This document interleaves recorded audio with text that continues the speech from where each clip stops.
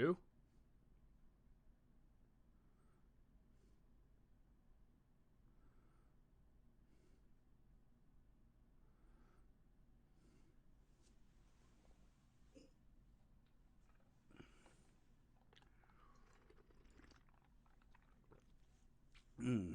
Hey, there's Park Kingery. What's up, dude? Yeah, happy 4th of July to you guys as well. Anybody have any big plans?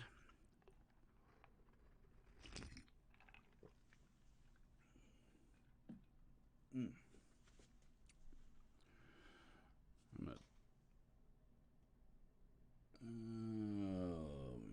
Let me try. I'm using a different mic than I usually do, so trying to get the level adjusted properly.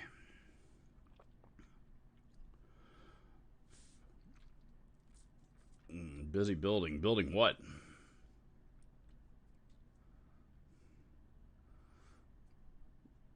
Park says he's busy building. Hey, DR Guitars. What's up, Dave? How are you?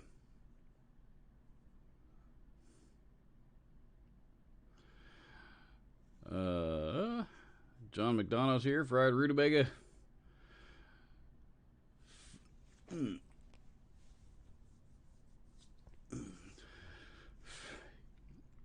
Yeah, we did have a good conversation. It gave me, honestly, gave me some perspective of a few things, that I hadn't previously considered. But I don't know. I'm going to keep the details of that conversation to myself for the time being. And yeah, I don't know. Maybe I'll address it in a video. Maybe I won't. I don't know. I haven't decided. But he's always see something out there. I don't know. I mean, it's it seems to be kind of a touchy subject that, uh, the topic at hand being, just so the rest of you know, um, YouTube creators that, that do or don't disclose whether or not they have been paid for, for promoting a various product or service or whatever it is in any of their videos. So, no names are going to be mentioned on either side. Like I said, I found that to be a pretty polarizing topic, and yeah, I don't. It's just a tough topic to tackle, I honestly I see a little bit more of both sides of it than I do now. So anyway, let's see. What's with the trolling comments from the this Skater S dude?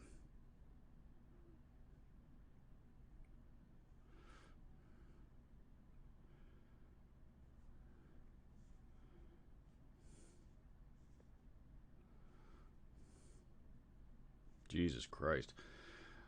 Oh boy.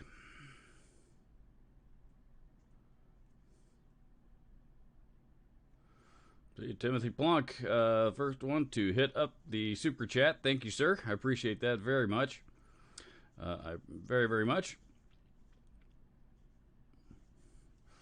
Park's building pedals for Nam. Nam, he's been. Park is making his first appearance at the Summer Nam Show this year.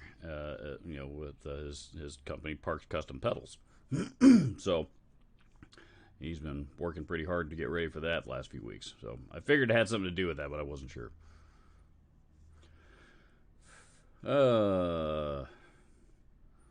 Then from the smoking a pork butt. That sounds delicious. I'm not smoking anything this weekend, but I will be. The grill will be busy. So, and I wouldn't have it any other way.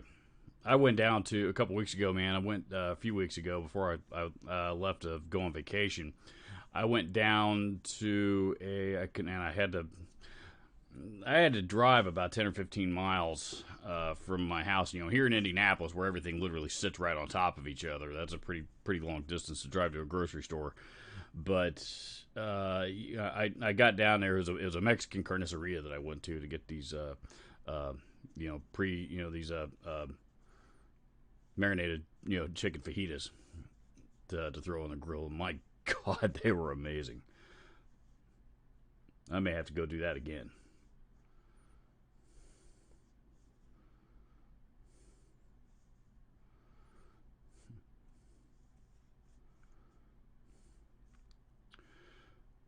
Let's see. Barbecue sounds good. Barbecue sounds delicious. Hey, Dwight Bailey's here. Haven't seen Dwight in a bit.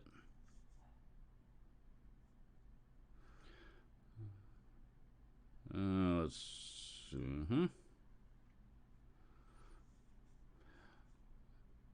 Robert Delacheca says, hello from Italy. Next week we are all going to a guitar show in Padiva. Big event. I'm not familiar with that. I'm assuming Padiva is a city in Italy. Forgive me, I'm not familiar with it. Italian geography. I know the staples. I know Rome and Milan and the big cities, but and Padiva may be a big city too, I guess. But anyway, I'm not familiar with that or said guitar show, but guitar shows are always fun, man. So I hope everybody has a good time.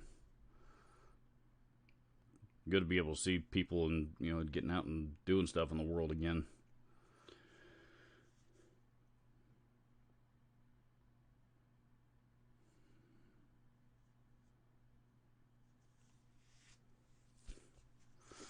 No. DR Guitars says not naming names. Let's keep it chill. No, you are absolutely right. We are not naming names. So, matter of fact, I'm not even going to tackle that topic anymore here today.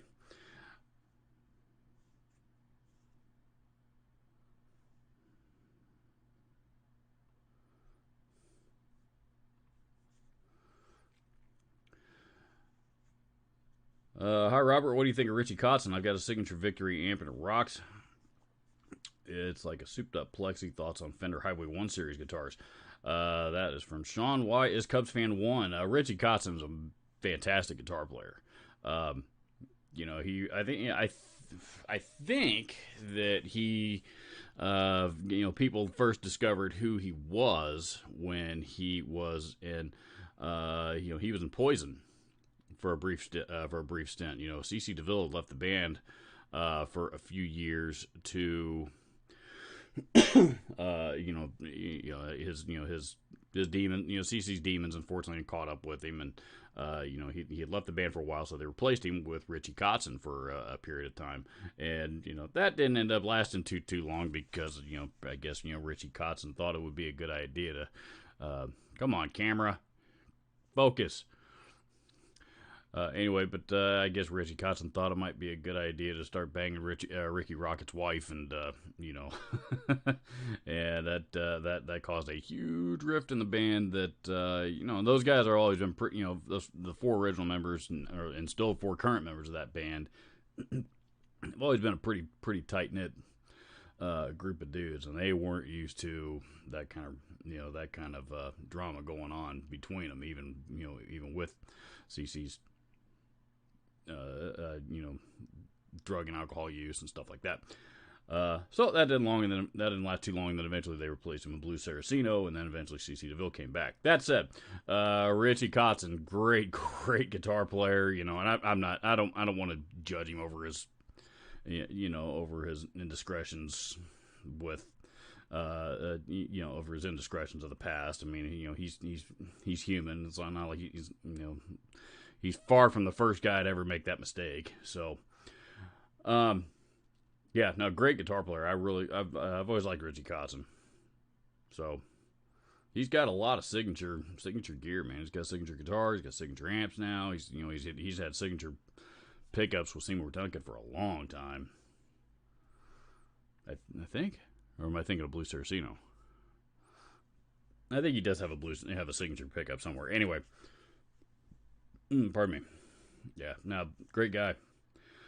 As far as Fender Highway 1 Series guitars, the Fender Highway 1 series, when they came out, I mean, those were American made guitars, from Fender, built in Corona like all the other American made guitars, for at that time $800, and they've since they went on, or actually, I'm sorry, for $700. Those sold for $699. Then eventually they got replaced with the Fender, the American Specials, and then eventually the American Specials got replaced with what are now the American Performer Series guitars. Some of the bodies and the electronics and some of that stuff have changed in those series over the years, but to my knowledge, they have used the exact same neck on all three of those series of guitars. It's the satin finish neck with the big jumbo frets and the big the big 70s headstock. So if you like that neck, if you like the neck on the Highway 1, you can still get it on other guitars on the particularly the American Performer Series today. No, I think they were good value. They were. I mean, probably I haven't seen any on the used market in a while, though I'm sure they're out there.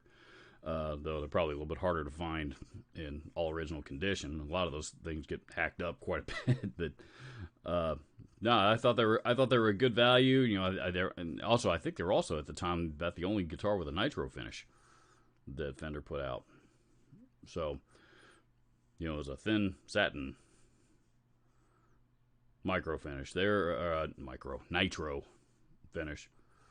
Yeah, man, good guitars. Not my favorite Strats, but they were definitely a good value when they were still in the market, and probably still are good value on the used market today, if I had to guess.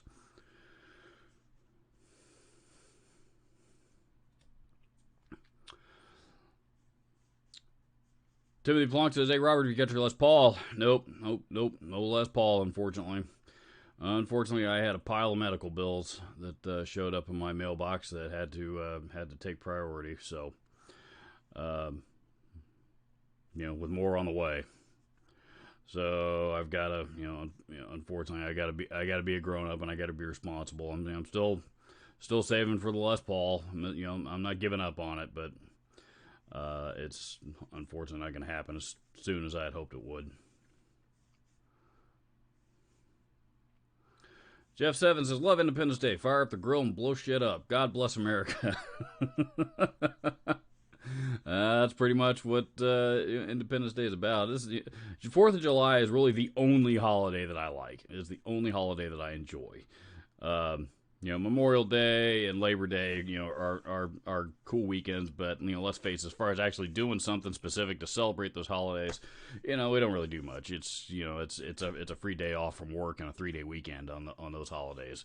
So there are certain events that go on at those holidays, like here in Indianapolis, the Indy 500 is always on Memorial Day weekend, but it's nothing specific to Memorial Day, like the 4th of July. On the other hand, like you said, you got the grills and you got the fireworks in particular, and all that kind of stuff.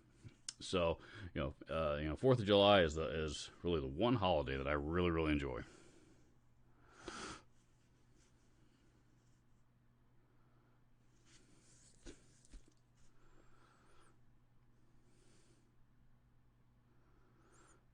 Gear Order says, "Scratch and dent, yes or hell no?"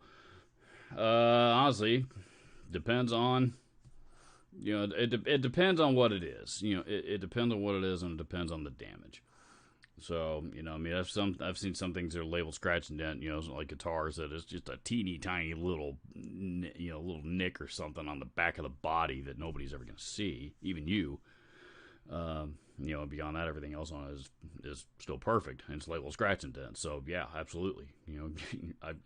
I bought a guitar too at a hell of a price because of that. The scratch and amps, on the other hand, that took us UPS played football with it and dropped a $3,000 Marshall head on its side or something and smashed in something on it. No, thank you.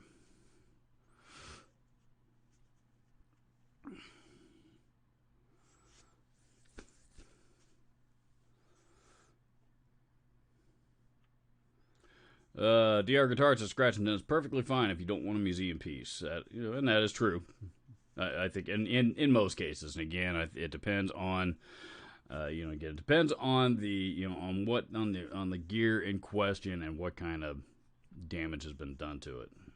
So, scratch and dent has kind of, I guess, I guess the reason I'm kind of being elusive about that is, scratch and dent has become a little bit more of a vague term over the years compared, than maybe it should be. But, so sometimes, scratch and dent from one company can mean something totally different from what it means for somebody else. So.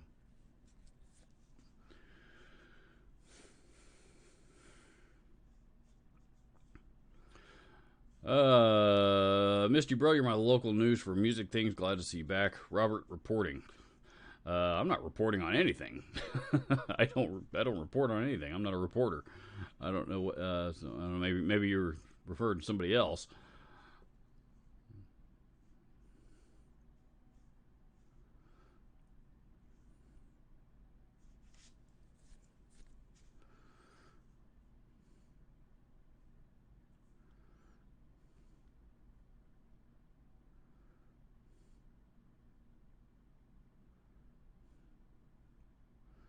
Hang on a second here.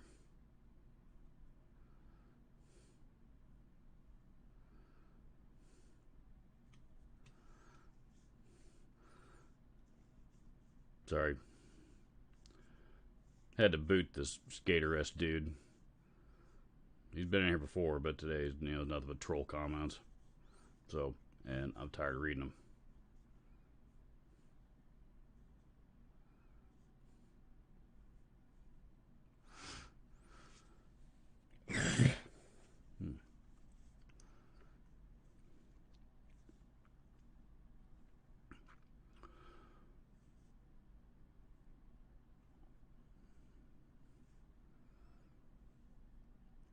Robert Delacheca says, yes, sorry, you spelled it differently this time, so I guess I don't know if it's Padova or Padova, but it's close to Venice. We have 3 main events in Italy, secondhand gear Milano, guitar show Padova, I'm assuming it's Padova, Hendrix Day in Modena, thousands of guitars and hundreds of guitarists.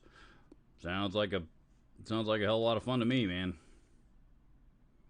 I've never been to Italy. Of course, I've never been to most countries.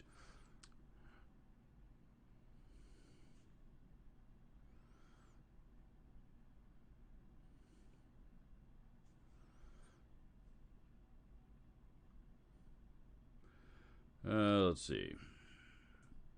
Hail Mary Recordings is here. John Taylor. We get everybody. Gregor's Dream. Gear Hoarder. My Knees Hurt. Neil Davis. I think that's everybody. You guys hear me okay? This is a different mic from the one I usually use. I'm demoing.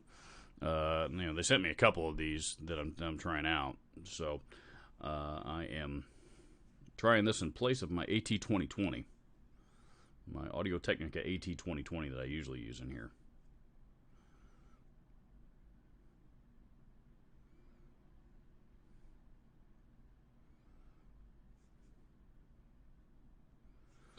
Let's see here.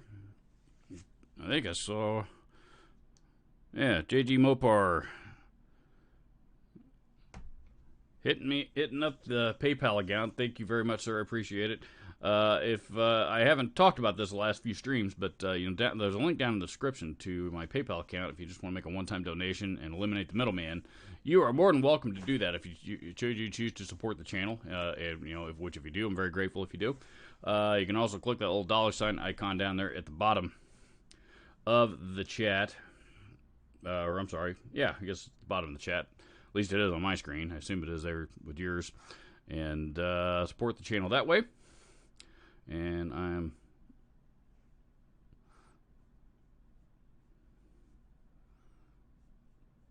I thought I was going to pin my Teespring, a link to my Teespring shop at the top, but YouTube appears to have that disabled for some reason. So, anyway, but other links to support the channel, if you choose to do so, down in the description, including link to my Teespring shop. So, if you want to go treat yourself to a t-shirt or something.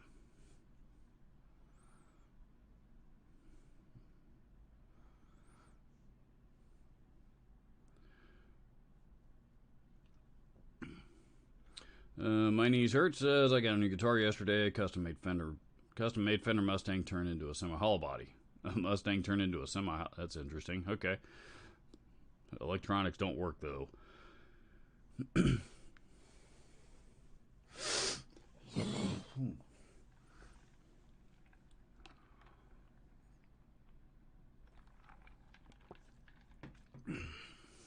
Afternoon iced coffee in the summertime.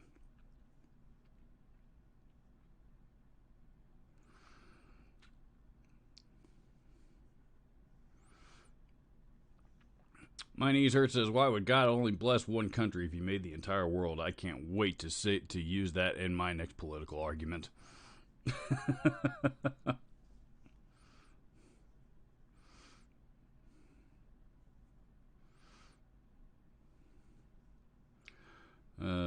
Park Kingery says he picked up a nice Epiphone Les Paul Custom Silver Burst for a good price.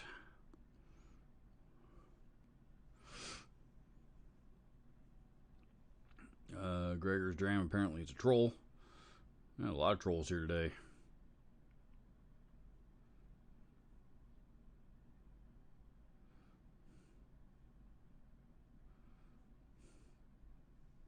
Oh, you're bold. No shit, dumbass. You are very, very perceptive if you actually had to take the time to comment that. Dumb fuck. Jesus.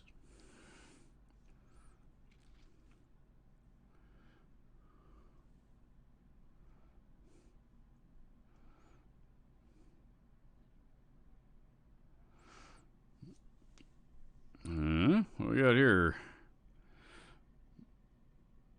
Yeah, another hit up in the PayPal account from Mike and Haley. Mike and Haley Gabbard. I haven't seen them in the chat, but there's Haley right there. I'm sorry. Thank you very much, guys. I appreciate it. Happy 4th of July to you guys as well.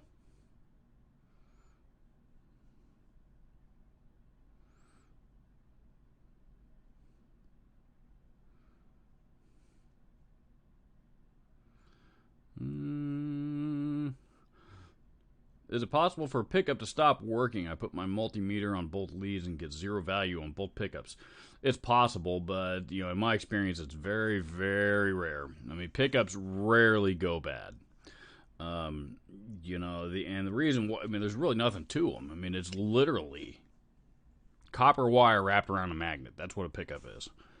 And so really the only way for something to go bad on one of those is if if the connection gets if the circuit gets broken somehow. So that's really the only thing that there is to go wrong with a pickup.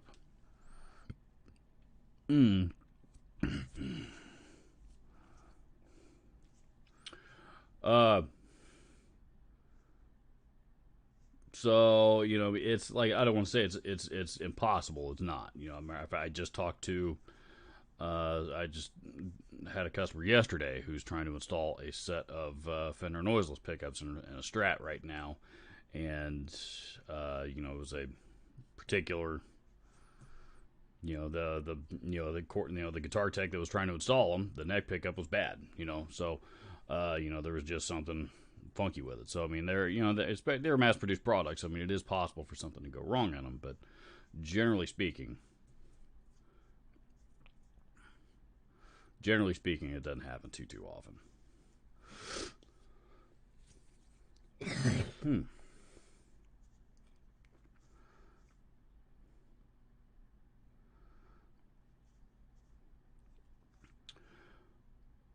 Let's see. Timothy Plunk says scratch and dent means different things. That said, I bought a 2008 Washburn Idol scratch and dent at a great deal, $175 off, and didn't see anything wrong.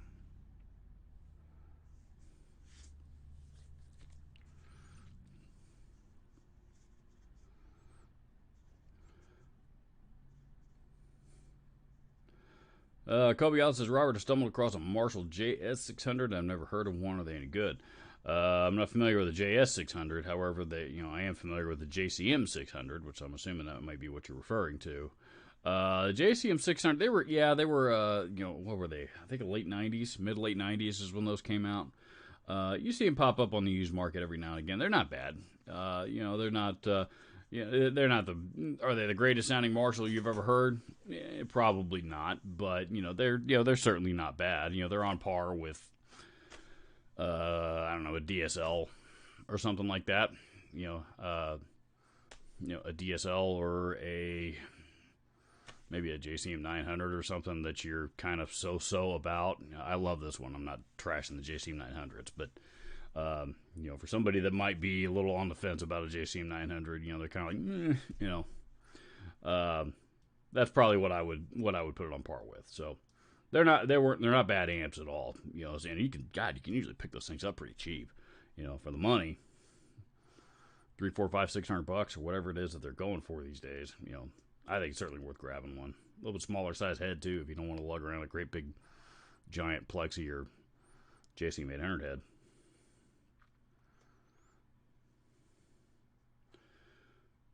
Let's see.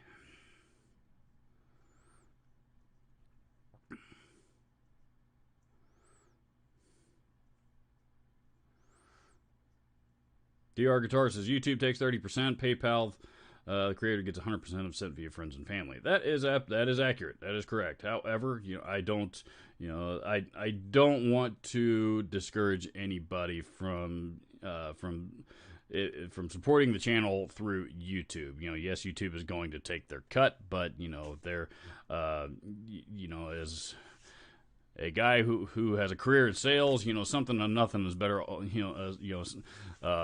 Part of something is better than all of nothing, as the saying goes. So I certainly don't complain about any of it. But yes, you are correct. Sending if you don't want anybody, if you want me to get all of it, PayPal, friends and family is really the only way to do it. But if security is an issue and you would rather go through YouTube, that's perfectly understandable. So.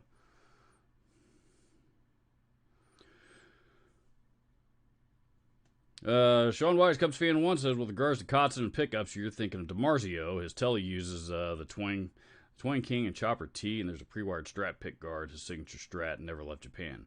I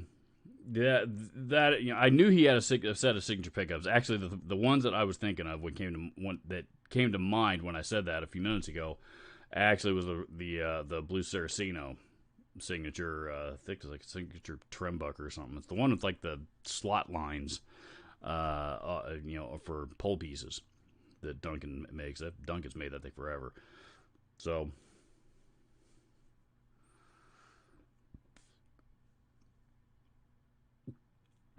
And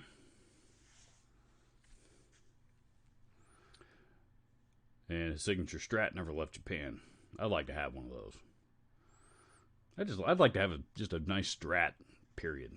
I have my Chapman, Strat style, S style guitar, 3 single coils, and right now that's basically my Strat when I need it, when I need a Strat tone. That's the one I grab. But I've never, believe it or not, I've never actually owned just a really nice Strat. I'm not even talking about, high dollar American made, just a nice, good playing, good sounding Strat. Doesn't need to be crazy production model or anything like that. I'd even be okay with an import, with the right model. There's several import model Strats that I do like. But I've never owned one, believe it or not.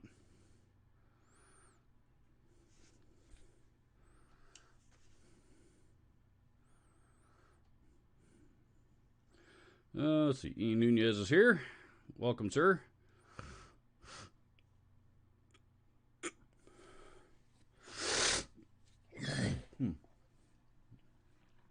Any of you guys in Indy, is it supposed to rain this weekend at all? I've been it's kind of been doing pop-up thunderstorm things all week long, but I think that was supposed to stop by now, but I haven't checked the weather in a few days. So I hope it holds off at least for the next 2 or 3 hours, because as soon as I get done here hanging out with you guys, I got a bunch of yard work to do.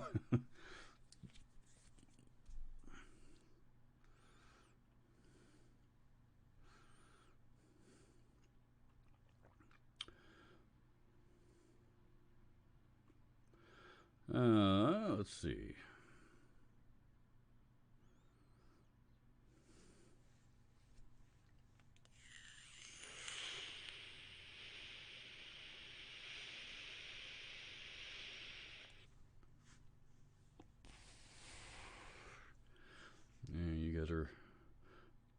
talking cars and hot rods and stuff. Mm-hmm.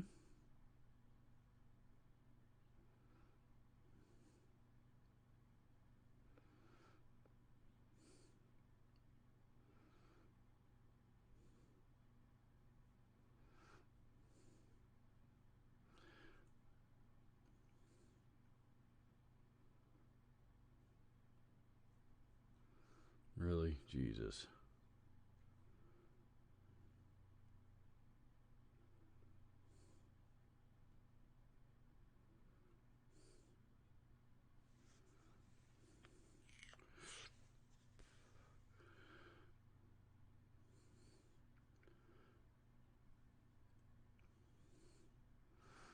Hey guys, Zach here, folks.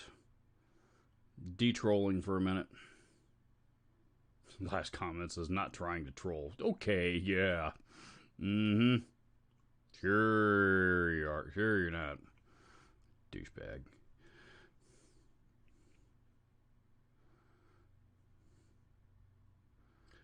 Let's see. Where was I?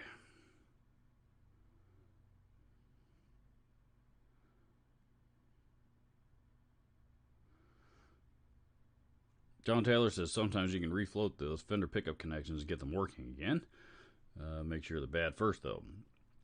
These, in this instance, they just bought them. So I mean, they were, he was the original owner who was still under warranty, and I ended up just sending him a new set, and he'll once he pulls the other ones out, he'll send the bad ones back to me, and I'll send them back to Fender and let them deal with it. So.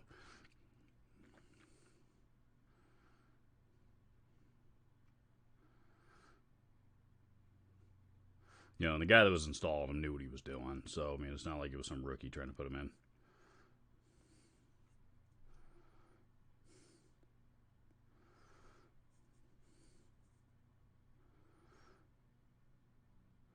Paul Adamek says, Robert, how many pedals do you have on your pedal board? Currently 0.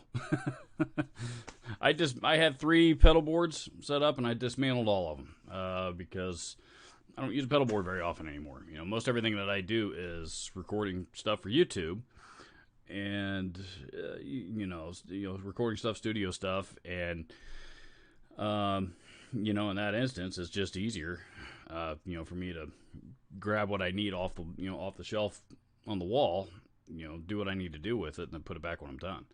So the first time, and I did that about 6 months ago. I guess it was maybe not quite that. I guess it hadn't been quite that long. Earlier this year, but so it's the first time in a long time I officially do not have a pedal board assembled. So if I got called for a gig tonight, I'd have to build one.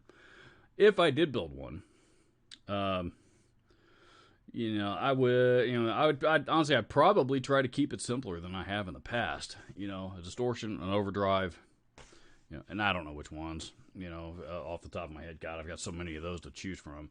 So I'd be, distortion, overdrive, maybe a boost, actual boost pedal, though I could probably get away without it. Let's see. Probably, a wah pedal. Probably, if I could fit my Weeping Demon on there, I'd have to because I love my Weeping Demon. And it's, even if you don't use all that often, wah pedals are always handy to have laying around. To have one on board. Tuner pedal, of course. I would probably just grab my Phase 95, MXR Phase 95 phaser, forego a flanger altogether, and forego a reverb, and a chorus and delay, and I'd probably be done. So, but I haven't played out in quite a while now, so. There's really just not much of a need to have a pedal board laying around, especially, when I've got so much. It's just, like I said, it's just easier to grab what I need and go.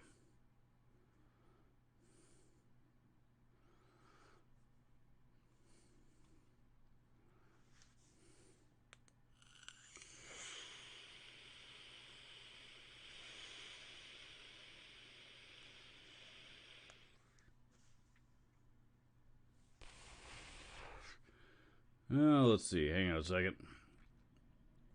I lost my place.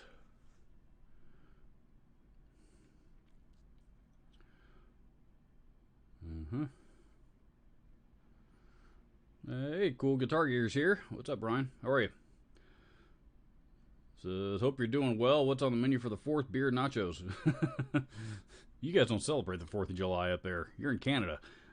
As far as what's on my menu, I haven't had a drink in 23 years, so beer is not on the menu for me. But or any other kind of alcohol for that matter. Sobriety is a pretty good way of life for me. Has worked pretty well. As far as what else is on the menu, I don't know. I'm probably going to grill myself a burger or so, and Mrs. Jackson doesn't like meat, so I've got some. I'm gonna probably grill her an Impossible Burger, and make some fresh homemade guacamole. I've still got some fresh homemade salsa left over from that I made last week, and yeah, so then we're gonna get together with our families tomorrow evening and go out and see fireworks. So. Savinian Guitar says, Robert, what concert you going to first? I haven't even looked at the list, to see who's coming.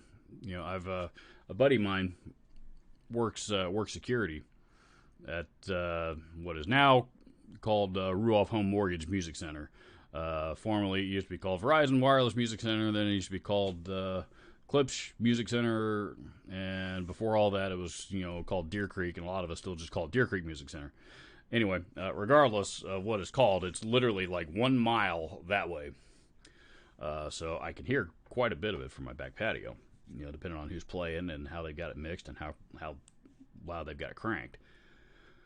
That said, I don't, he told me about, I think that, Megadeth is coming through with, Disturbed or somebody like that later on this summer. I think most of the stuff that I would want to go see isn't coming around till like August, like late August. So, from the conversation I had with him the other day. So, I don't know. We'll see. If Megadeth does come around here, I would like to go see them one more time just because they're, I don't know. We may be running out of opportunities to see him. I can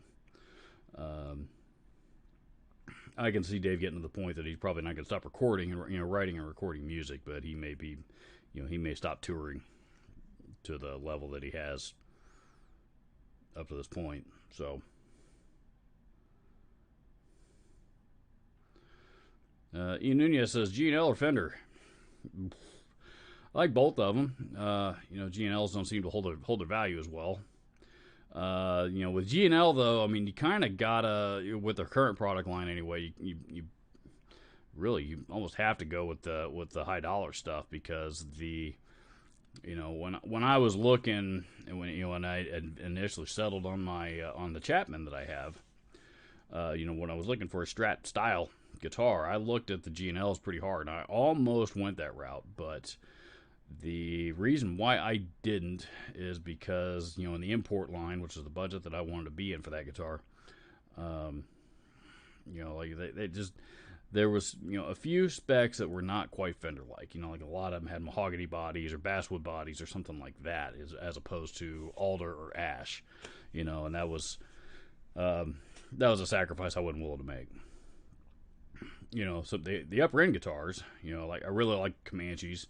I like the Legacies quite a bit. I mean, G&L make great instruments, but and the thing with G&L fanatics, the Rampage, the Jerry Cantrell Rampage guitar, of course, is one of the most famous, one of the better known super strats out there.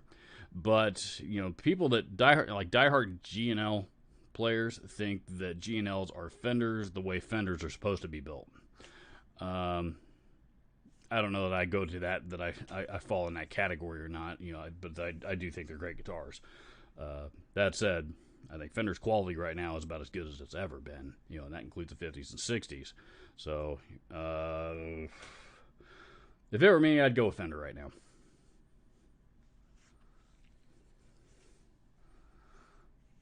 Between the two.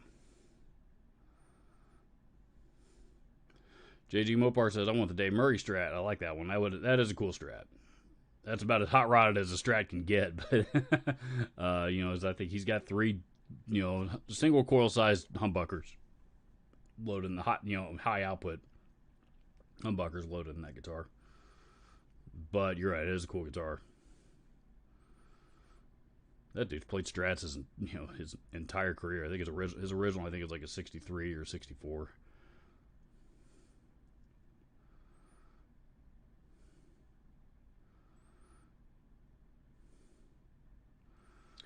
Sean Wise, Cubs fan 1, speaking of Strats, I missed the chance to pick up an 08 Fender Roadworn 60 Strat and Olympic White for $300 for the case. I had work and I should be kicking my own butt for missing out. I wouldn't be too concerned about missing out on a Roadworn Strat from 08. Though I remember when those came out, I was still at the store, and they created everybody. I remember all the Fender fanatics were really, really, really buzzing about it and really excited when the Roadworn Strats came out. And then when they came out, there seemed to be a lot of problems with the necks, and we didn't sell nearly as many as we thought we would. I mean, Fender, I think overall did sell a lot of them, but most of the ones that I found were not the best guitars that Fender's ever put out. Some of them had twisted necks, some of them had sharp frets, some of them had, and yes, some of that stuff is fixable, but right out of the box, and these weren't for me. Pre-relict guitars and road worn stuff, and not my jam.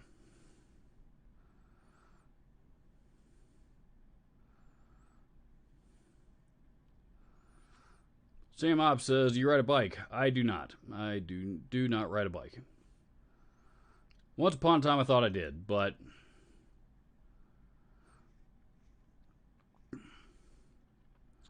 once upon a time, I really wanted to buy a motorcycle. But here's how that conversation went with my wife. So you know what? I've always wanted a Harley or something like that, and she gave me this look. And I said, "What's that look for?" She says, "Well, nothing, but except you're kind of clumsy, and I'm afraid if you buy a motorcycle, something really, really bad is going to happen." And I said, "Boo." And that was the last thing I said, and that was the end of the conversation. We've never talked about it since. So, it's one of those things that, I think it's probably just better. Everybody's just a lot better off if I just stay off a motorcycle. But I do think motorcycles are really, really cool. Okay. Sorry, Texas Democrat, but, we don't do politics on this channel at all.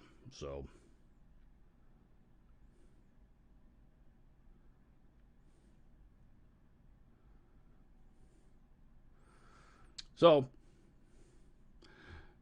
any comments, or even remotely, related to politics, go bye-bye.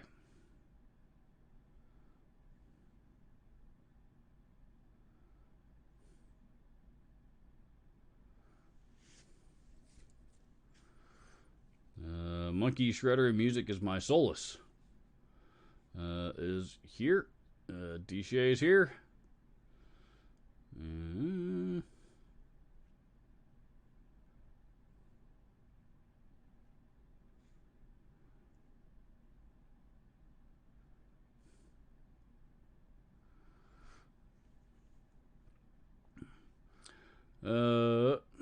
Wow, Monkey Shredder Music really wants to know my opinion on the Ninurta pedal. 1, 2, 3, 4 times in the chat at least. No, I think it's a killer overdrive, man. I really do. I like he Park did a hell of a job on that pedal. Check out some of the other channels that have demoed it. If you're on the fence about my demo, check out some of the others. There's been several other people that have demoed that pedal now, and they got that one right. Not that I've got any others wrong, but that one sounds kick ass. If you're looking for a high gain overdrive, that's one to consider. Let's see.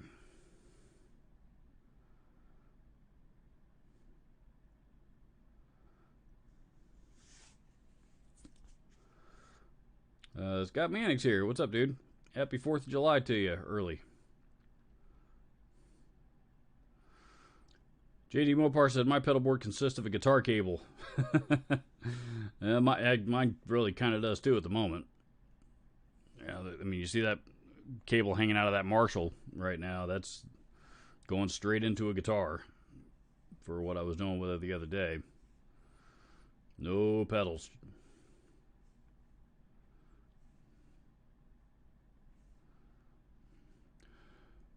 Let's see.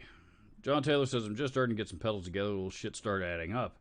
To build, if you're going to build yourself a high end pedal board, especially a big one, where you've got the switchers and the $200 and $300 boutique overdrives and distortions and all that kind of stuff. Built, and high end cables and the board itself. By the time you get done adding all that stuff together, you can have some serious money in a pedal board. I mean, it's not uncommon these days for people to have $3,000 invested in their pedal boards.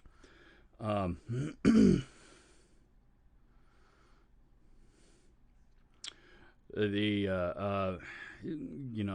you really want to spend some money, go with one of the custom pedal board companies. Trailer Trash. There's a company out there called Trailer Trash. I assume they're still around anyway.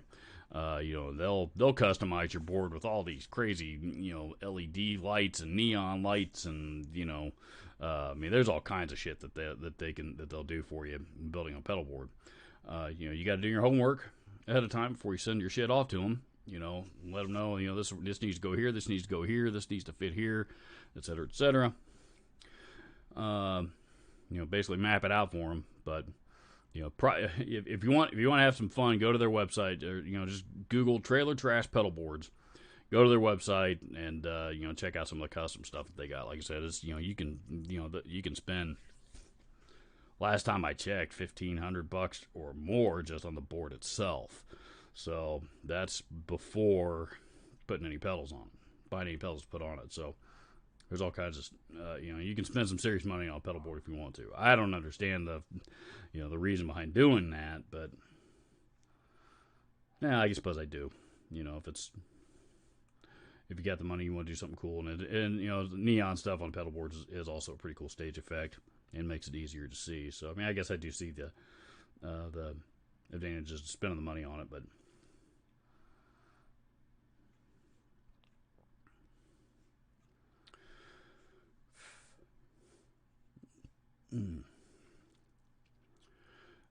E. Nunez says no EQ and compressor. I've never had a compressor on my pedal board.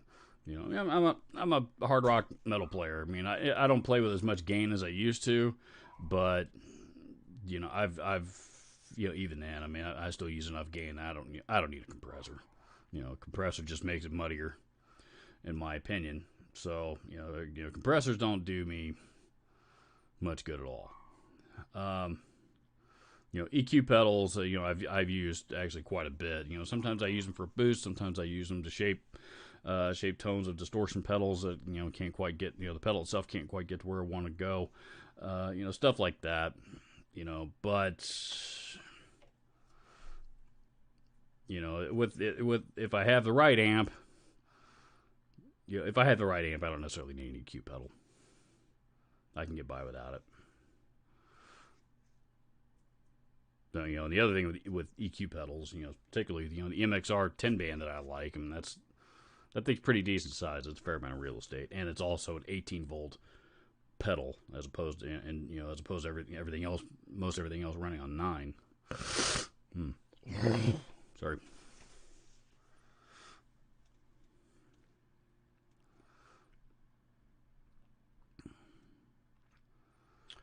Fried Rutabaga says I just bought a Boss Super Chorus and it's what it's supposed to be. I like the Super Chorus. I like the Chorus Ensemble better. but I own both. Chorus Ensemble was my chorus pedal for years. I mean, that's the chorus pedal that I had on my board for 15 years. 15 years until I got a hold of the Digitech Lux. The Digitech Lux is the one that kicked off is the one that kicked my Super Chorus off the board. But I still have my Super Chorus. It's not in here, but I still have my Super Chorus, or I'm sorry, my Chorus Ensemble rather. Now you bastard. Pardon me. I still have my Chorus Ensemble. I'm not getting rid of it or anything like that. But I love that pedal. Used it for years. But the Lux did make it go bye-bye. Off the board anyway.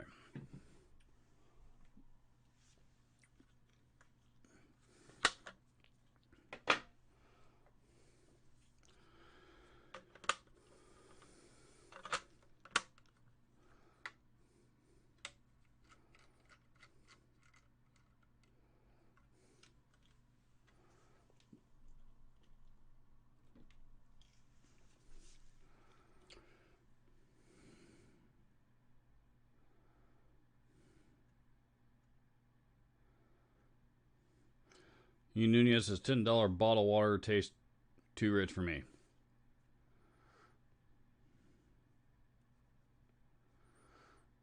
Matt Ruzik says, have you seen the Chris Holmes Wasp guitarist documentary on Amazon? I haven't. I think somebody mentioned that here a couple weeks ago, actually, and I haven't had a chance to check it out. But, one, I've barely been home.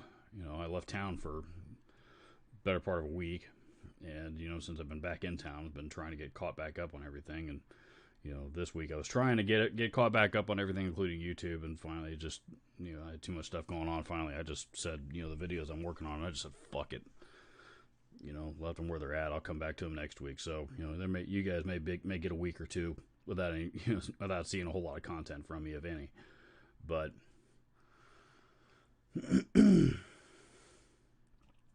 I'm not gonna let this thing stress me out the way that it has been lately. So anymore, I'm tired of it. I'm tired of living that way. Paul Adamex says, "Have a great 4th, Robert. I'm off to GC. Cool, man. Have a great trip to GC, and I know they got some pretty good deals going on this weekend."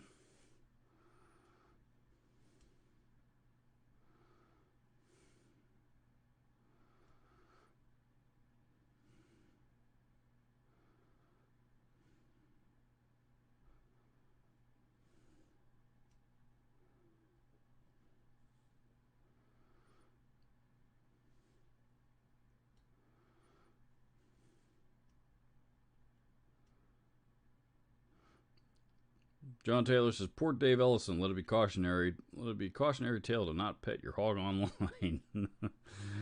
Yeah, that's true. That is true. If Ride Vegas says, "Little Dave got a raw deal." I don't know that he got a lot. I don't know that he got a raw deal, but those, for something like that to go public, that's pretty. That's a pretty serious. That's a pretty serious thing, and David Stain couldn't just look the other way.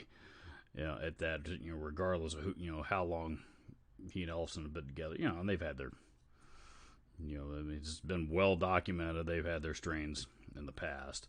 So, it's not like this is the first one. So, it was, honestly, it sounded to me like it was, even without the whole,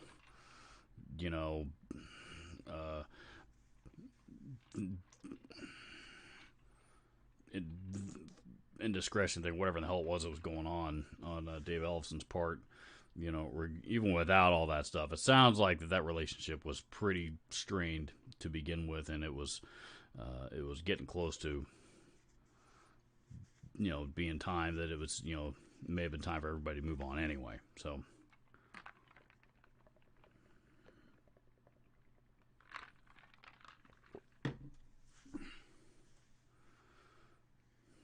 Lamb of God, that's who Megadeth's going around with. Or maybe that's who they toured with last. I don't know. Want to see Megadeth and Lamb of God at Riverbend, but I think they canceled. Black Label Society of Bogarts in October. Black Label will be a cool show. I don't know if they're coming here or not. A lot of bands don't, Indianapolis is not much of a music town, unfortunately. So a lot of bands don't like to tour Indianapolis, because it's, like we're just, we're just not a music town.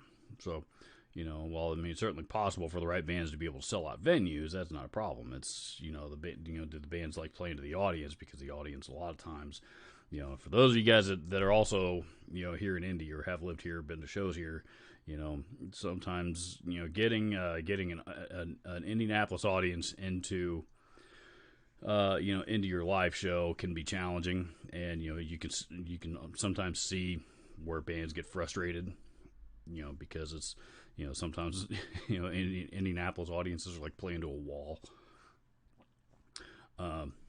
Just a fact of life. It's just the way it's just the way it's always been here.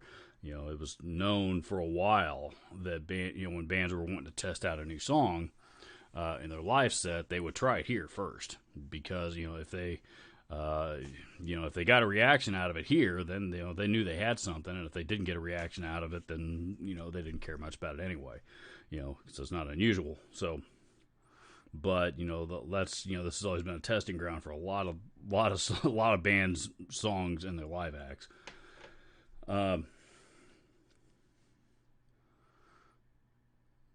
Dream Theater was here in 2017?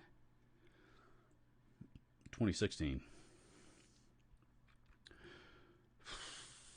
I can't remember when it was. It was one they were touring behind their concept out that their latest that concept album that they did. Pardon me.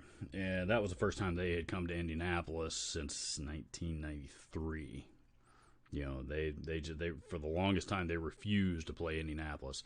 I was at the show in 2016, and not only was it was the venue nowhere near sold out, but the crowd again was just most of them were full of blank stares looking at them, because they were that's what happens when when bands come here and play songs that nobody's familiar with. They're usually met with blank stares.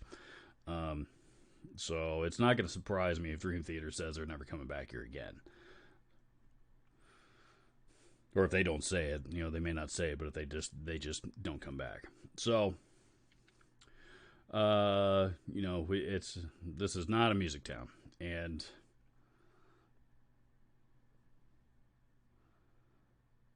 yeah, not a music town. It's a sports town. You go to a Colts game, entirely different story. People are into, people here love sports. Colts games, Patriots games, college football, college basketball, the big stuff. PGA, plays here once a year. People here love sports. They get into sports teams, and everything in sports and athletics loves Indianapolis. But music is a tough sell in this market.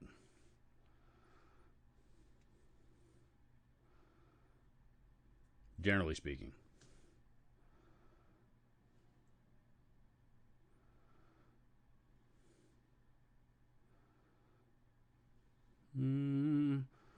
All right, so there's my rant on my local music scene. Christopher Richards says Crate V33 212 for sale locally at $200. Any good? $200, it's worth it. I don't. They sound good. I think that amp I think was probably a little underpowered. I've heard of a couple of them blowing up over the years, but so I don't think they were the best built tube amps that Crate ever made, but they do sound good. They're actually surprisingly for a tube amp. They're actually a 212 combo is actually pretty lightweight, easy to carry around. $200, yeah, I'd grab it.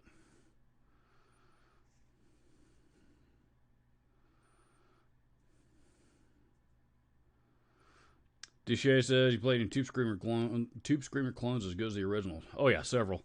Probably the best one that I can think of is the Direwolf, high wind amplification Direwolf overdrive. That's probably the best Tube Screamer circuit that I can think of. That's I think they're $189. So they're in the ballpark of a TS-808, actually a little cheaper. and they sound, it's got a lot more flexibility on it, a lot more tweakability. They're kick-ass. I demoed one on my channel about a year or so ago. I still have it, as a matter of fact. For Tube Screamer, for Tube Screamer style overdrives, that was pretty good. A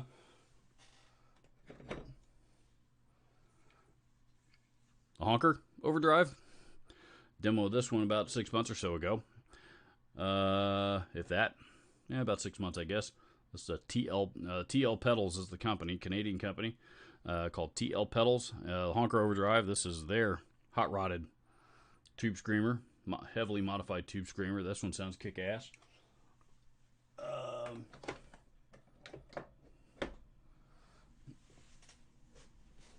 Let's see. I don't have one, but off the top of my head, TC Electronic El Macombo. That's their Tube Screamer. That's like $60, $50 or $60. And it sounds, for $50 or $60, it's good. It's a good Tube Screamer. On the used market, the Digitech Bad Monkey is also really, really hard to beat. Digitech Bad Monkey is badass. So.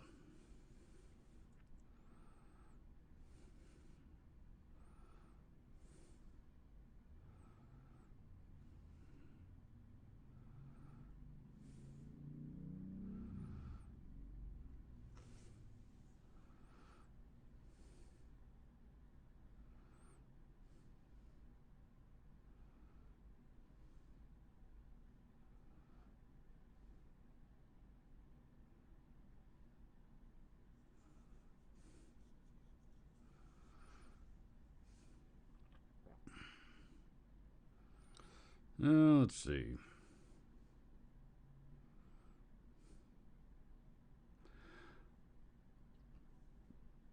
I had to delete my Facebook last year because I could not handle politics and arguing. There's a lot of that going on Facebook. I get sucked into it sometimes myself, to be honest.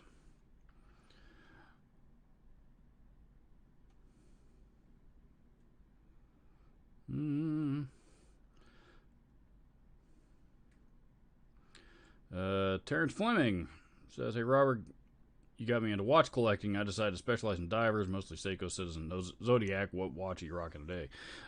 Today, this is one I just got about a month or so ago. Is it May? I guess this is my May subscription watch.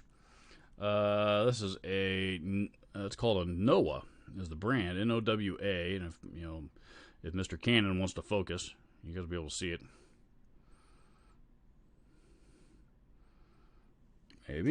Maybe. Come on. I gotta figure out this autofocus feature on this camera. I haven't figured that out yet. See, a lot of guys do that. Does that actually work? In there.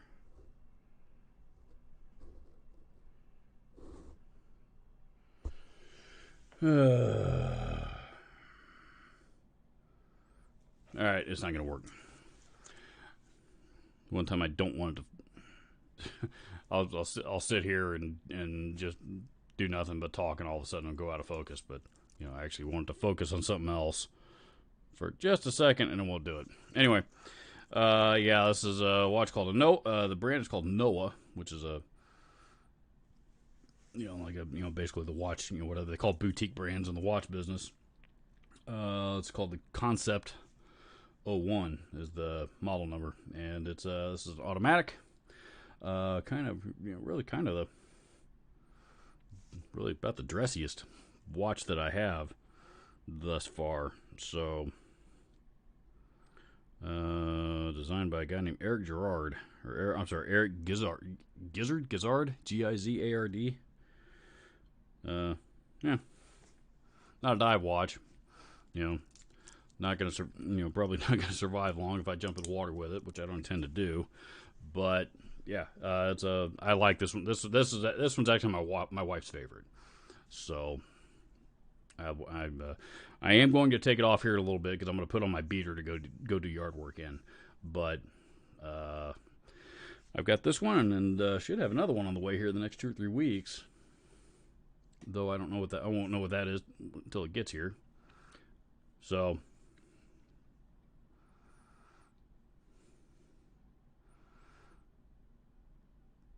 yeah, I like watches.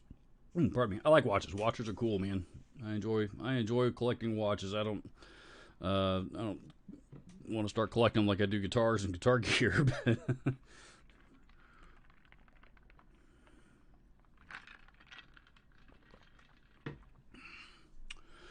Scott Manick says, "What about Guns N' Roses? Going to that in September. I think Wolfgang Van Halen was opening. That I hadn't heard about.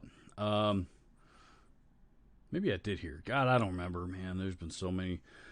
I guess there's been so much talk about so many bands going out on tour. I can't keep track of which ones are coming. Which bands are coming here, which ones aren't.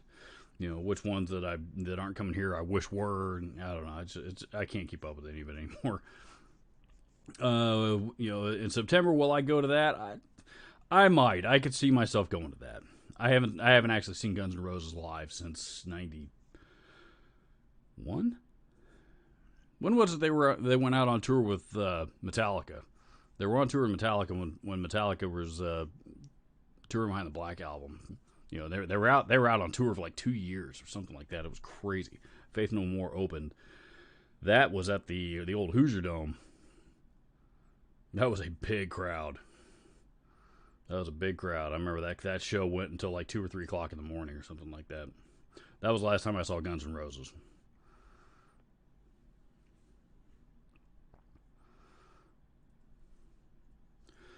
So yeah, I might go see that.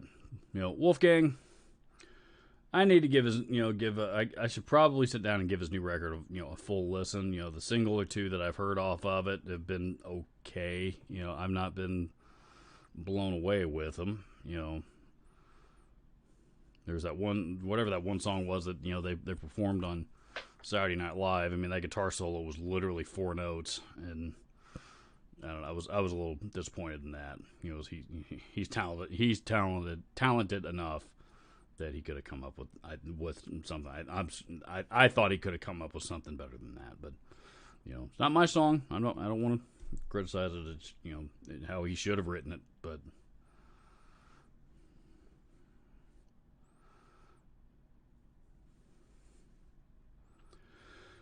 let's see.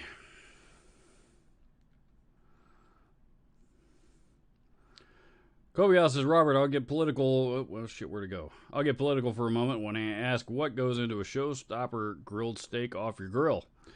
Not a whole lot, man. I'm a ribeye guy when I can be. Those little fuckers are expensive. So when I grill steaks, I prefer ribeyes. New York strips are probably right behind them. So one of those two, I suppose I'd prefer a ribeye.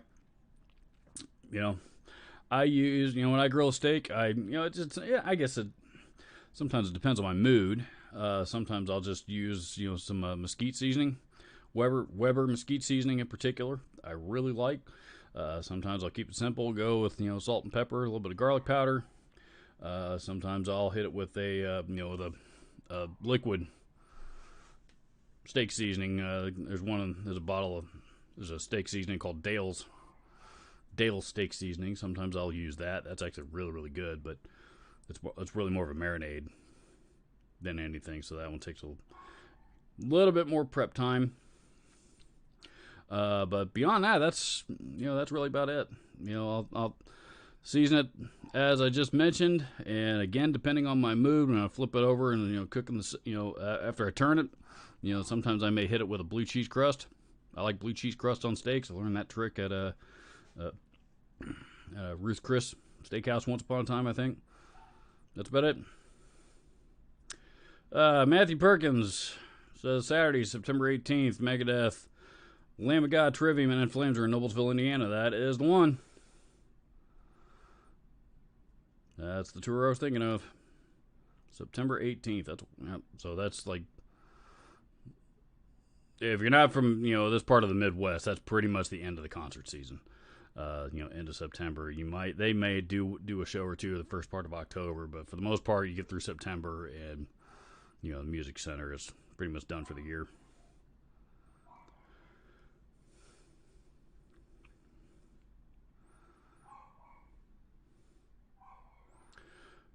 DR Guitar says, I remember a day when pedals used to be inexpensive and a really cost-effective way to shape your tone. Not so much these days, at least when it comes to boutique. That's really not necessarily even true anymore with the non-boutique brands. Just due to inflation. For in a lot of cases, and in other cases, the big brands, the Bosses, the MXRs, Digitex, before they kind of before Harman put that brand on the shelf. Even those brands are all having to come out with some other options in order to compete with the boutique market. That's why Boss came out with the Wazacraft stuff. That's why Digitech hired Tom Cram, and they came out with all those Tom Cram era pedals like the Digitech Lux and the Carcosa Fuzz and all that kind of stuff. There's a whole line of pedals that Tom Cram designed that were specifically designed to compete with the boutique market. MXR's come out with some custom shop stuff, to compete with that, market, and all that stuff has gotten more expensive. So it's not just due to, it's not just due to inflation. It's just due, the boutique market. Honestly, I think the boutique market got a little bit too firm of a grip on the market as a whole. And hell, there's even brands that were once boutique that aren't really boutique anymore, like Fulltone. Is Fulltone really a boutique brand anymore? I don't know, man. They've been around a long time now. They've got about as many discontinued models as they have current models, over the years. They're,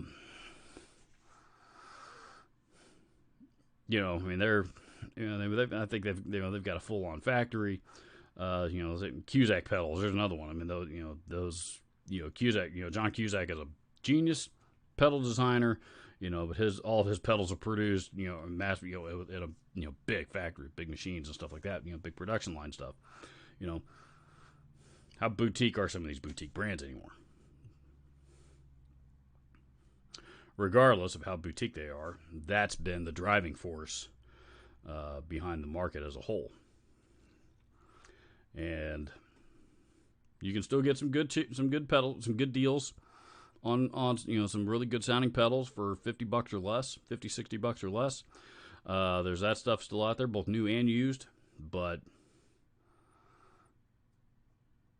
you're right, big high dollar pedal boards are a lot more common now than they used to be.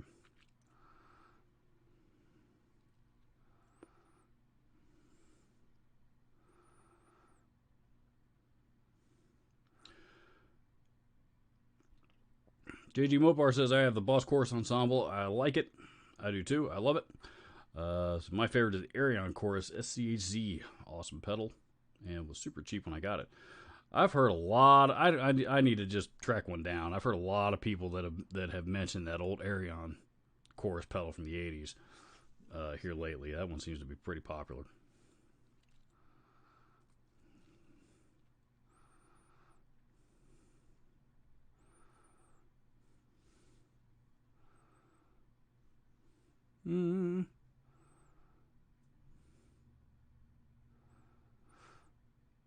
JG Mopar says, "Was the main listen to music in India? Is there a big metal scene?" No, not even. What metal scene there was? I mean, there's still metal bands, but ask any one of them, and they're all having trouble finding a good place to play. There's a venue called the Melody Inn that still books a lot of metal bands. Some of them are good, some of them suck. I haven't heard about that place just being packed to the gills for a specific band in years. So, as far as the most listened to music scene, the big music scene here in town, cover bands. Plain and simple, Cover bands make a shitload of money around the city, and people really do enjoy cover bands. But original music, if you're gonna write your music and form a band here, be ready to drive up to Chicago or down to Nashville or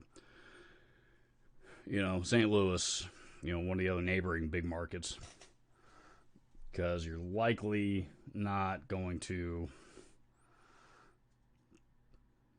be packing out too many venues here. So I mean, it's just the way that it is. I hate admitting it. I hate talking about it. But it's just reality. It's just reality. It's been, there used to be half a dozen or so bars around town that would book a lot of metal bands, and they've all gone under. They've all closed up. So there's no club, there's no metal clubs left. Like I said, the Mel, but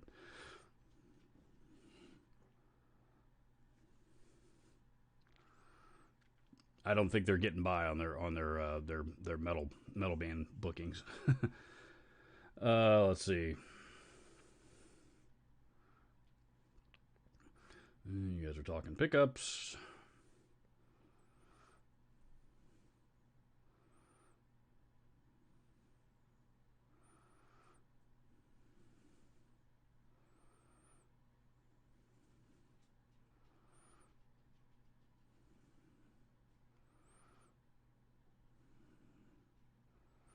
My shirt says I've not owned a watch since the 1980s.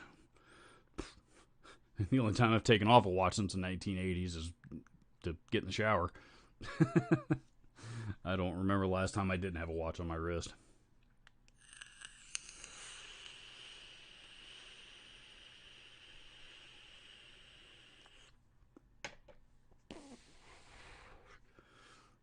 JG Mopar says, is collecting the same as hoarding? If so, I may have a problem. I may have a problem also if we're talking about guitar gear.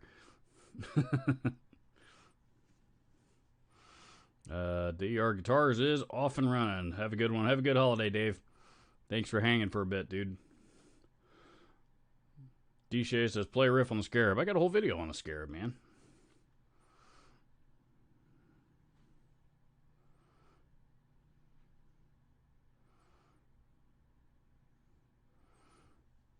I think it was a Forgotten Gems of the Past video that I did a while back before I quit, before I gave up on that series because it tanked. I still demo, old gear from, that's, from like that's not current anymore. I just quit calling it a video series because, video series nobody seemed to give a shit about. But I demo a Yamaha distortion pedal and, would ask the question, is this the worst sounding distortion pedal ever? You guys watch that one.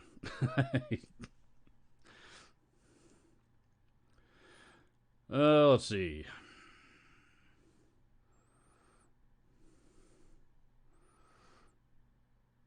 Terry Fleming says, I tend to stick with older vintage automatic dive watches, building a small collection. I definitely prefer automatics. I've got a couple. I've got one quartz watch that I like because I just kind of like the look of it, and I've got another quartz watch that, that's my beater that I wear to play, to do yard work and shit like that in, and that's what it's, that's what I wear. That's what I use it for. But beyond that, I think really all the rest of my watches are automatics. I think, they sent me another, maybe it was a wheel spin on Watch Gang or something like that. I don't remember. I was hoping for something better than I got, and I wound up with another quartz watch that's, literally it's still sitting on the box. I'm just waiting for the market to firm back up on that so I can throw it up on eBay.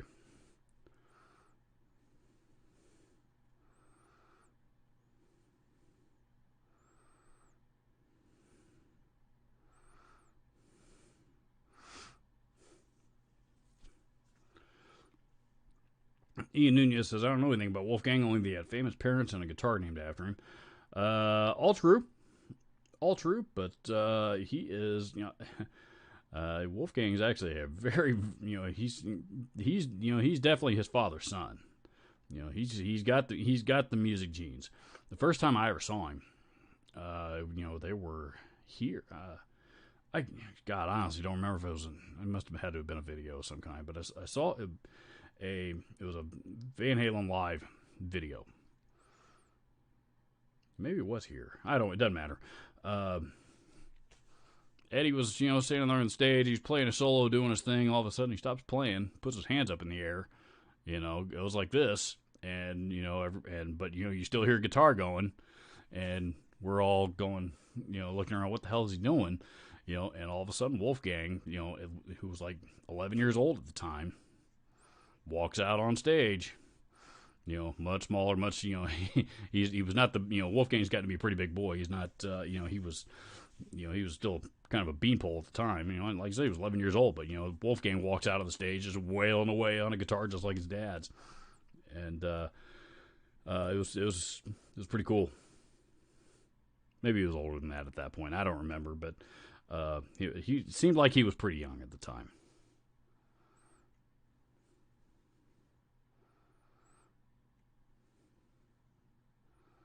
So, you know, he's got the genes. He has the, you know, he's plenty talented. I mean, he can play guitar about as well as his dad can, and he played bass as well as, if not better, than Michael Anthony did in Van Halen.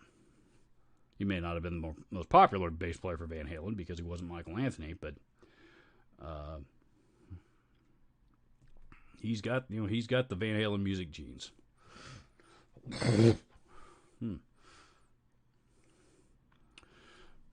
Scott Manning says Black Circle Brewing has a lot of metal shows. See, you know, let me, you know, everything I just said about the metal scene in Indianapolis. Let me say, I'm probably not the best authority on this. You know, Scott is probably a much better authority on that than I am, as he just said Black Circle Brewing. I've never even heard of the place. So, you know, so I guess, you know, I guess there's other venues out there in, you know, in town that are, you know, that metal bands are playing at that I'm not aware of, which is good. I'm glad to hear that, but. You know, kind of makes me wonder what else I don't know about that's going on. That's what I miss about being in the, you know, what I miss about being in the store the most is I miss direct interaction with a lot of local music, you know, local musicians. You know, it's a lot harder for me to keep up with what's going on these days around me.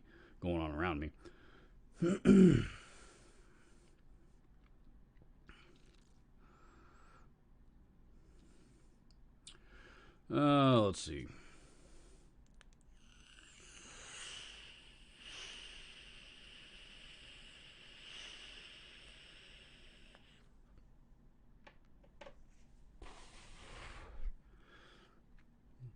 JD Mopar says cover bands seem to do good everywhere in my area before the pandemic. The metal and hardcore scene made a strong comeback. Shows every weekend. I hope it starts again. I'm not knocking cover bands. You know, I've always loved playing in cover bands. To be honest with you, I think they're a blast. I think cover bands are a blast. You know, those are fun shows to play, man. They're just a lot of fun. You know, particularly rock and metal cover bands. You know, not the top 40 stuff. That ain't my jam. That's not my thing. But though those are still fun shows to attend. I'm not gonna be caught dead playing Jesse's Girl. Ain't happening. But you know, but you know, a band that plays stuff like Love Removal Machine from that same era. You know, that's you know, those are, like I said, those are fun shows to play. Those are fun shows for the audience. Those are fun shows for everybody. You know, and you know, those bands make a lot of money. They do really, really well. There's nothing wrong with cover bands at all. I am not anti-cover band. And the other thing is there's also a lot of really, really talented musicians that play cover bands. So Ranchhead says, thoughts on Kluson products. I am a big fan. Every piece of Kluson hardware I've ever bought, bridges, tuners, etc., I've been very happy with. You know, honestly, they're not my favorite. I hate Kluson tuners on Les Pauls or any Gibsons for that matter. I despise them. I don't. Every Les Paul that I've ever had that had Klusons on it didn't hold as well as it did after I took them off and put Grovers on it. Plain simple, you know. So I mean, they're just, you know, they've got that vintage vibe to them that a lot of people like, but they're not my favorite. If I'm buying a set of replacement tuners for guitars, they're not going to be Clusons. A lot of people love them. They've worked well for a lot of people, but just not my thing. Oh, let's see.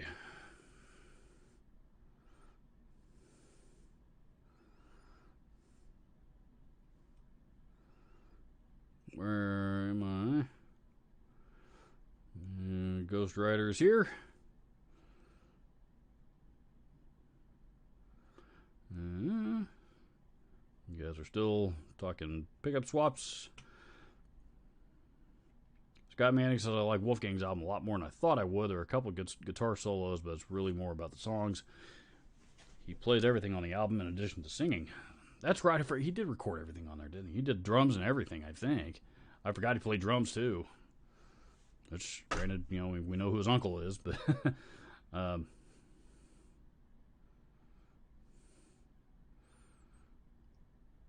yeah, I think I remember hearing he had... recorded written and recorded every single thing on it. So I saw the live performance with his band, the band that he put together for, I think it was Saturday Night Live. The song was okay. I just, for a guy with his talent, I thought he would have, wailed on the guitar a little bit more than he did. So I don't know. I need to give it another listen or two and see what I think. Before I'm not going to go and say that it go so far as to say it sucked or it was terrible or anything like that.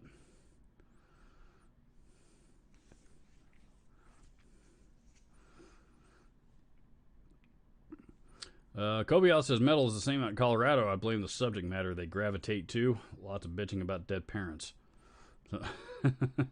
I don't know, but that's the cause of the metal scene dying. But if I don't know, I don't even know that I want to say that it's dying. I think it's just moving. It all seems to be.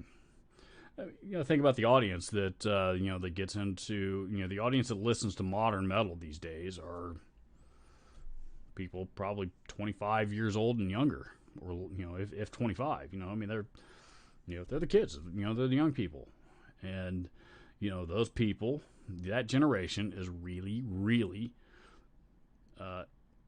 in touch with the digital world. So it makes sense for those bands to communicate with their fans on those digital platforms. And those digital platforms that I don't. I have Facebook, and really the main reason I have Facebook anymore these days is just I used to keep up with friends and family mostly, that I don't want to lose touch with, and also to I use it for YouTube purposes, though it hasn't really. Whenever I use it for for promoting a video or something like that, it seems to piss off more people than it attracts. So, I can't really even use that as an excuse anymore. And nowadays I use it for as a news source, as a feed for news feed. I guess it's not the source itself, but there's a lot of news on all kinds of stuff that is posted on Facebook. So so if it wasn't for those things like that, I probably for any of those things, I probably wouldn't have Facebook at all anymore, just because it's turned into a freaking cesspool of I don't know, man. There's probably been a study done on it somewhere that how people's anxiety levels and anger levels and frustration, all those particular emotions seem to come out on social media a lot more than they do anywhere else. There's got to be a study done on that somewhere. About 6 months ago, my best friend since childhood, almost 40 years, he and I have been friends. We don't agree on politics at all. Especially in these times. We agree. We used to agree a little bit here and there, but not anymore. No. And I'd see some of the shit that he posted that I thought was ridiculous, and I'd just keep on scrolling. I wouldn't worry about it, But without getting into the details, he would see something that I was arguing about on a article thread somewhere, and which of course he disagreed with, and he ended up he sent me a nasty text message, and he deleted me off of his friends list on Facebook, and we haven't spoken in 6 months now. So I don't like how it's how it has affected my life in that manner. In the instance of YouTube, with you guys know I get my share of trolls on YouTube, and I don't know how to compare if sometimes I either took it the wrong way or or I misunderstood something. Maybe they weren't quite what they were saying wasn't trolling, or and I overreacted. So I've definitely been guilty of that.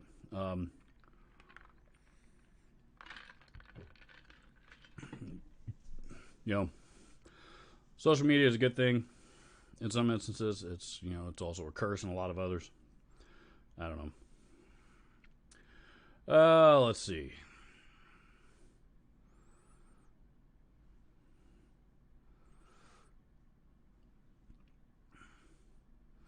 Kobe says, Robert, how would you rank Grover, Schaller, Spurzell, Kluson, Goto, and Hipshot locking tuners?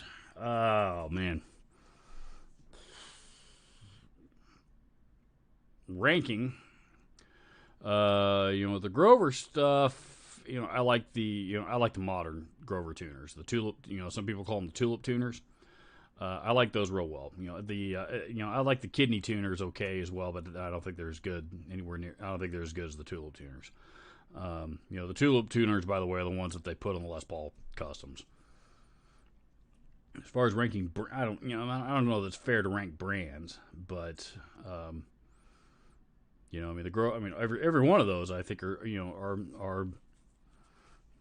good brands. The ones that I would buy specifically would be the right Grovers, Schallers, and Spurzell, and I don't know, or Goto. Goto's been around forever too. I've never bought Hipshot tuners, so I've never. I don't think I've ever owned a guitar that's ever had any of their hardware on them. So I don't really have a whole lot of experience with those. All the rest of them, though, I either own currently or have owned in the past. And I've had good luck with all of them except for Kluson.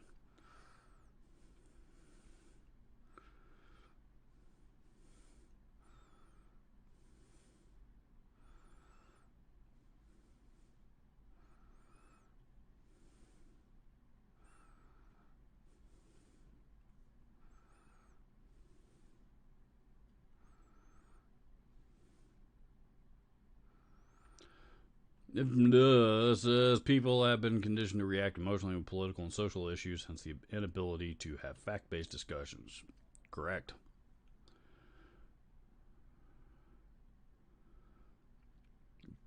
Ian Nunez says Planet Waves locking tuners are okay. Self-string cutting is kind of cool. Those are actually those are the ones I've had the worst luck with. I'll be honest. Those I tried those one time, and they didn't cut the string anywhere near as well as they claimed that they did, at least not for me. And they didn't hold tune as well as I thought they should, and a couple of them ended up breaking almost immediately. So in the first month or two, no, I didn't have real good luck with those.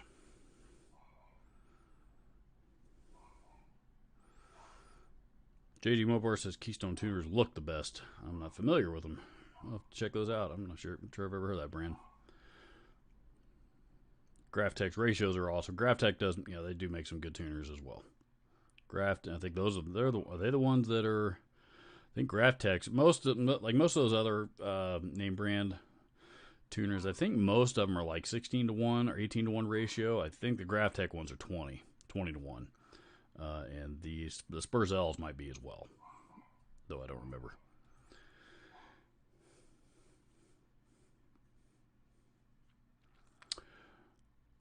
All right, guys. My feed's kind of cut out on me a time or two here, and it would so I know we've been going here close to an hour and a half or so. Anyway, I'm off. I'm going to go enjoy my holiday weekend, my 4th of July holiday weekend. I hope you all go enjoy your holiday weekend as well. I don't think I have a new video going up again until Tuesday, just to, because every time I post a video on a holiday, you guys don't watch it. So, so I'm waiting till after the holiday weekend to put up any more content. So, in the meantime, everybody have fun, stay safe, don't blow up any fingers or blow up anything else that you shouldn't be, and